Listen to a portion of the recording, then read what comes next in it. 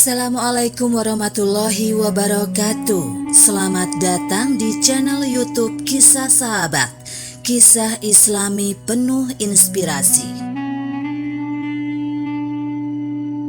Kisah anak muda yang merindukan Rasulullah Shallallahu Alaihi Wasallam. Begini nasibnya di padang mahsyar. Diriwayatkan dalam sebuah riwayat yang sahih bahwa ketika salah seorang soleh bermimpi bertemu Rasulullah Shallallahu Alaihi Wasallam, di mana dia adalah orang yang selalu rindu kepada Rasulullah, yang tidak pernah tidur kecuali setelah air matanya mengalir karena ingin berjumpa dengan Rasulullah Shallallahu Alaihi Wasallam. Maka dia pun sering melihat Rasulullah Shallallahu Alaihi Wasallam di dalam mimpinya.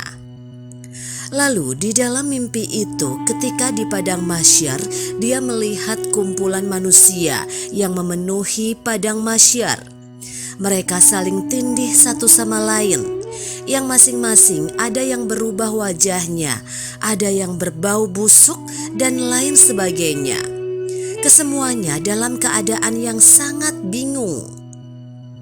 Ketika itu tiba-tiba barisan para malaikat melintas dan lewatlah rombongan baginda besar Nabi Muhammad Shallallahu Alaihi Wasallam bersama para nabi, syuhada, para aulia dan solihin. Maka orang soleh tadi hanya bisa melihat dari kejauhan dan tidak bisa mendekat kepada Rasulullah Shallallahu Alaihi Wasallam. Karena desakan para malaikat yang membatasi orang-orang yang mendekat, ketika barisan para malaikat itu melintas, maka lewatlah Nabi besar Muhammad Shallallahu Alaihi Wasallam. Dan orang soleh itu tidak bisa mendekat, apalagi berbicara kepada Rasulullah Shallallahu Alaihi Wasallam. Maka di dalam mimpi itu dia berkata kepada orang yang berada di sebelahnya, "Jika kelak kamu bertemu dengan Rasulullah, maka sampaikan salamku bahwa aku rindu kepadanya.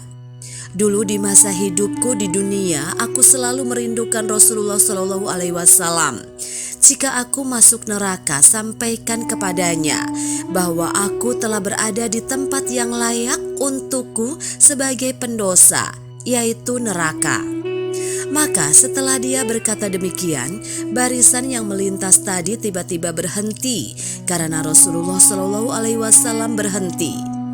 Kemudian beliau Shallallahu Alaihi Wasallam berbalik dan berkata, "Wahai Fulan, aku tidak melupakan orang yang merindukanku." Lalu beliau Shallallahu Alaihi Wasallam membuka kedua tangannya.